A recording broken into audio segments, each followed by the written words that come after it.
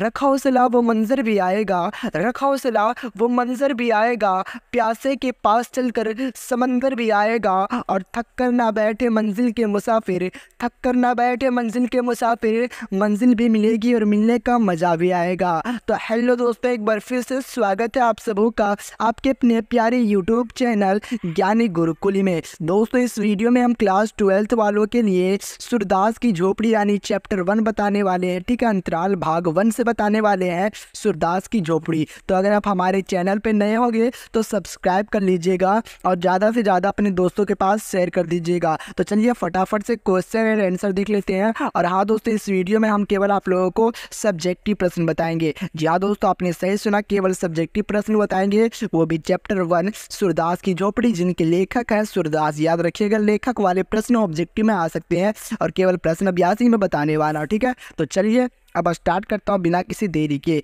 देखिए आपका पहला प्रश्न, आप लोगों के बीच चूल्हा ठंडा किया होता तो दुश्मनों का कलेजा कैसे ठंडा होता? नायक राम के इस कथन में निहित भाव को स्पष्ट करें। ठीक है, क्वेश्चन आपका, चूल्हा ठंडा किया होता तो दुश्मनों का कलेजा कैसे ठंडा होता? क्वेश्चन में ही छिपा रहता है आंसर, बस आपको समझने की ज़रूरत है। चूल्हा ठंडा किया होता तो दुश्मनों का कलेजा कैसे ठंडा होता? नायक राम के इस कथन में निहित भाव को स्पष्ट करें। तो चलिए, हमने उत्तर अपने ढंग से अपने अनुसार दिया हो। देखिए उत्तर क्या है, यह कथन नायक राम की है। इसमें यह भाव है कि नायक राम झोपड़ी जलाने वाले को झांसा दे रहा है। आपने पढ़ा होगा सूरदास की झोपड़ी जल गई थी। ठीक है, तो नायक राम झोपड़ी जलाने वाले को झांसा दे रहा है। मानो उसे वहाँ खड़ा व्यक्तियों में किसी पर शक था या उसे पूरा विश्वास था कि खड़े आदमियों में से किसी एक ने ही जिस पर नायक राम का शक था उसी ने झोपड़ी में आग लगाई होगी। यहाँ तक आप लोगों को समझ में आ गया होगा। यह कथन नायक राम की है। इसमें यह भाव है कि नायक राम झोपड़ी जलाने वाले को झांसा दे रहा है। ठीक है, यानी वो एक तरीके से पता करना चाह रहा है कि झोपड़ी आखिर जलाया कौन है। ठीक है, झांसा दे रहा है, मानो उसे विश्वास भी था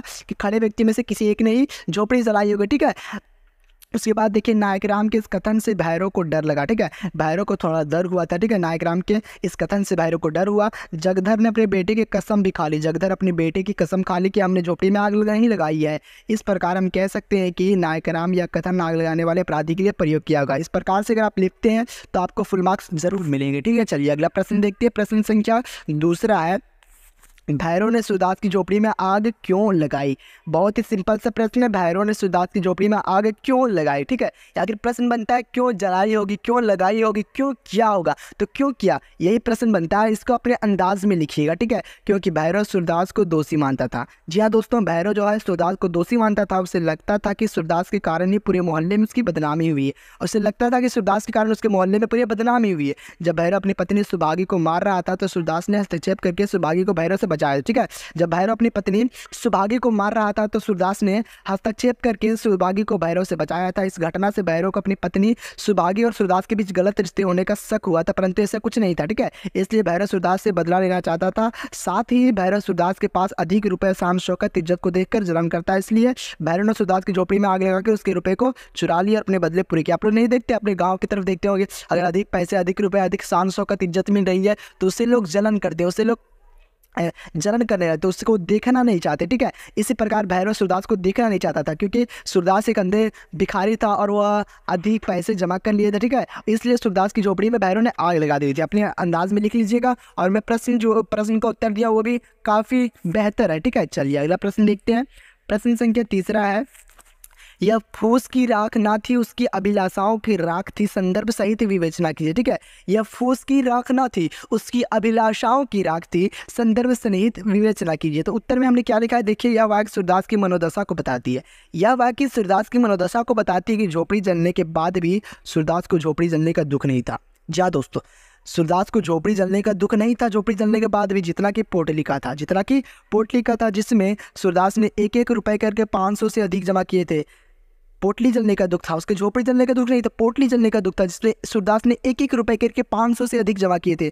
इस पैसे से वह अनेक अभिलाषाओं, अधूरे कामों को पूरा करना चाहते। ठीक है, इस पैसे से वह अनेक अभिलाषाओं, अनेक सपने, अनेक अधूरे कामों को पूरा करना चाहते थे। इसलिए वह रात के अंधेरे से लेकर सुबह तक उसी जली हुई झोपड़ी के राख में रखे चांदी के सिक्के को ढूंढने का प्रयास कर रहा था, परंतु पोटली के नाम मिलने पर वह अपने अंधेपन से दुखी हुआ। सचमुच यह सूरदास के अनेक सपनों की राख थी। बहुत ही सुंदर जवाब में मैंने आंसर दिया। ठीक है, चलिए आप लोग लोग इसे अच्छे से समझ लीजिएगा। चलिए अगला प्रश्न है, प्रश्न संख्या चौथा है, जगदर के मन में किस प्रकार ईर्ष्या का भाव पनपा था और क्यों। ठीक है, तो उत्तर हमने क्या लिखा है, जगदर के मन में सूरदास की पोटली वाले पैसे प्रति एवं भैरव द्वारा उस पोटली को चुराए जाने के प्रति ईर्ष्या का भाव जगा। आप देखते हैं अपने गांव की तरफ अगर किसी के पास अधिक पैसे हैं तो उसके रिश्ते अधिक बन जाते हैं, उसके दोस्त अधिक आ जाते हैं, क्योंकि इसके पैसे के प्रति लोगों के मन में लालच बढ़ता है। ठीक है, तो इसी प्रकार जगदर के मन में ईर्ष्या का भाव पनपा था। और क्यों पनपा था, तो जगदर के मन में सूरदास की पोटली वाले पैसे के प्रति एवं भैरव द्वारा उस पोटली को चुराए जाने के प्रति ईर्ष्या का भाव जगा। जगदर को सूरदास की समृद्धि और सुख देखी नहीं जाती। ठीक है, जगदर को सूरदास बहुत सुख रहते थे, बहुत ही आराम से रहते। ठीक है, ऐसे में जब भैरव सूरदास के रुपए चुराता है तो उस रुपए को पाने भैरव के पास जाता है। ठीक है, जब भैरव सूरदास के रुपए चुराते हैं तो जो जगदर भैरव के पास जाता है और सूरदास की बेबसी बेबसी होगा। ठीक है, बेबसी, अंधेपन और लाचारीपन का हवाला देते हुए पुलिस थाने में केस करने की चेतावनी भी देता है। ठीक है, और भैरव से जाके से जगदर कहता है कि मैं पुलिस को बता दूंगा अगर तुम हमें पैसे कुछ नहीं देगा। वह चाह रहा था कि यदि भैरव कुछ रुपए जगदर को दे दे तो वह रुपए चुराए जाने के बाद ना तो सूरदास को बताएगा और ना ही मोहल्ले वाले को बताएगा। ठीक है, ये वो सिर्फ उसे धमका रहा था, वो भैरव को धमका रहा था कि यदि मैं इसे धमकाऊंगा पुलिस वगैरह का तो यह हमें कुछ पैसे दे देगा। इस बात को मैं किसी को नहीं बताऊंगा, ना तो सूरदास को बताऊंगा या तो मोहल्ले वाले को बताऊंगा। जगदर ने ऐसा इसलिए कहा क्योंकि उसे खाने कमाने के लाले पड़े हुए थे। ठीक है, जगदर की एक दुकान था, आप लोगों को पता होगा, जगदर को खाने कमाने के लाले पड़े हुए थे। वह मिलावटी और काला बाजारी से ठीक प्रकार से कमा नहीं पाता, वह मिलावटी करता था बहुत प्रकार से, लेकिन सही से कमा नहीं पाता था क्योंकि हलाल हलाल होता है। चलिए अगला सवाल देखते हैं, प्रश्न संख्या 5वां है, अगर अभी तक आप लोगों ने सब्सक्राइब नहीं किया सब्सक्राइब कर लें। इसी प्रकार का हर एक सब्जेक्ट का वीडियो आने वाला हमारे चैनल पे, वो भी अपने अंदाज देहाती लैंग्वेज में, ताकि आप लोगों को एक बारे में समझ में आ जाए। चलिए प्रश्न संख्या 5वां है, सूरदास जगदर से अपनी आर्थिक हीन गुप्त रखना चाहता था क्योंकि। प्रश्न बहुत ही अच्छा है तो आपको उत्तर भी अच्छा ही देना है, क्योंकि सूरदास आत्मसंयमी और आत्मसंतुष्ट स्वभाव का आदमी था। वह अंधेपन के कारण भीख मांगकर 500 से अधिक रुपए जमा किए थे। ठीक है, सूरदास अपनी आर्थिक इन बातों को गुप्त रखना चाहता था क्योंकि वह एक अंधेपन भीख मांगे थे। ठीक है, अंधेपन भिखारी थे और वह 500 से अधिक रुपए जमा किए थे। जब उसके रुपए चुराई हुई तो जगदर द्वारा बार बार उकसाए जाने के बाद भी वह चोरी हुए रुपए के बारे में कुछ नहीं बताना चाहता। जो उस जमाने के 500 बहुत मायने रखता था, और जब 500 उस जमाने में मायने क्यों रखता था, क्योंकि जिसके पास 500 था वह उस समय के राजा होता था। ठीक है, क्योंकि 500 बहुत बड़ा मायने रखता था। आप अपने दादाओं से पूछ सकते हैं। ठीक है, 500 से अधिक रुपए जमा किए। जब उसके रुपए चोरी हुए तो जगदर द्वारा बार बार उकसाए जाने के बाद भी वह रुपए चोरी हुई के बारे में किसी को नहीं बताना चाहता था। ठीक है, उसकी जो रुपए थी, रुपए जो उसकी थी लज्जा का पर्दा था, उसकी रुपए लज्जा के पर्दा थे। अगर वह अपनी रुपए चोरी हुई धन के बारे में जगदर को बता देता तो वह मोहल्ले में हल्ला हो जाता कि एक अंधे भिखमंगे के पास इतने रुपए कहाँ से आए। ठीक है, बात तो सही है। अगर एक गरीब आदमी एकाएक यानी अचानक अमीर बन जाता है, एक गरीब आदमी के पास एकाएक अगर 1 लाख रुपए आ जाता है तो पूरे मोहल्ले में ये हो जाएगा हंगामा कि जरूर पैसा कहीं से चोरी किया होगा। ठीक है, तो इसलिए वो अपनी बेबसी को पीकर शांत रह जाता है और वो मानता है कि पिछले जन्म में हमने भैरव के रुपए चुराएंगे, इसलिए हमने हमारे रुपए इस जन्म में चुराए। ठीक है, चलिए अगला सवाल देखते हैं, इस वीडियो का अंतिम सवाल, क्योंकि टॉप प्रश्न को मैं बताने वाला हूँ इस वीडियो में, क्योंकि आप लोगों का एग्जाम बहुत ही नज़दीक है मेरे भाई।